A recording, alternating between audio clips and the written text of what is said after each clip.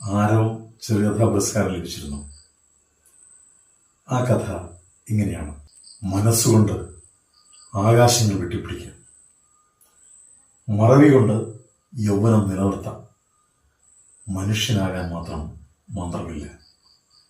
ഭൂമിയിലും ആകാശത്തുമല്ലാതെ നീരറ്റ കുളത്തിലും നിണമൂറും തെരുവിലും ചതിച്ചുപോയ പെണ്ണിലും ചലിക്കാത്ത നാവിലും ഞാൻ കുരുങ്ങിക്കിടന്നു.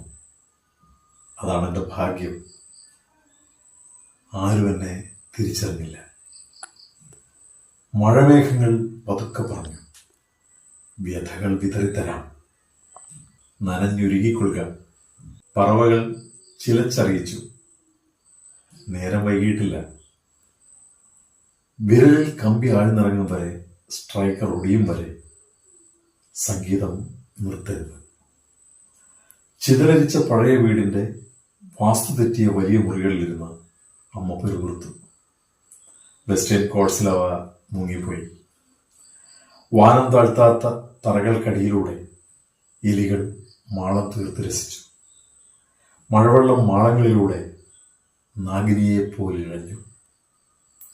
മച്ചിനു താഴെ കണ്ണാടിത്തറയുടെ മിനുസത്തിൽ ഈർപ്പം പൊടിഞ്ഞു. നിലയ്ക്കാൻ മറന്ന സിംഫണി പോലെ, തണുത്ത ബിയർ ബോട്ടിൽ പോലെ എന്റെ തറവാട്ട് വീട് വിയർത്തു നിന്നു. രാത്രികളിൽ കയറി ചെല്ലുമ്പോൾ എന്നും അമ്മ ഒരേ ചോദ്യം ആവർത്തിച്ചു. പാവം, അമ്മയുടെ ചോദ്യങ്ങൾക്ക് മറുപടി പറഞ്ഞത് എന്നും ഗൗളികൾ മാത്രം.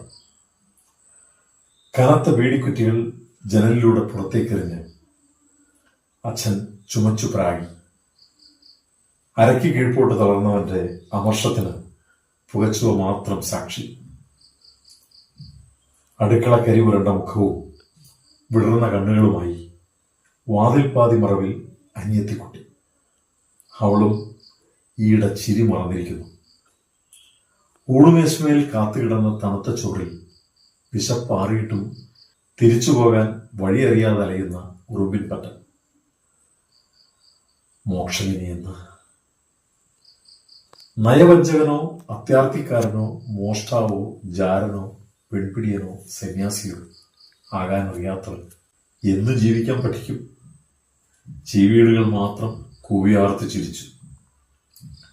പരിചയം ഭാവിച്ച മിന്നാമിനികൾ വെളിച്ചം തെറിപ്പിച്ച് അഭിവാദ്യം ചെയ്തു. ഭാഗ്യം, ധ്വനിഭംഗം വന്ന ഗിറ്റാറാണെന്ന് അവരാരും കരുതിയിരിക്കില്ല.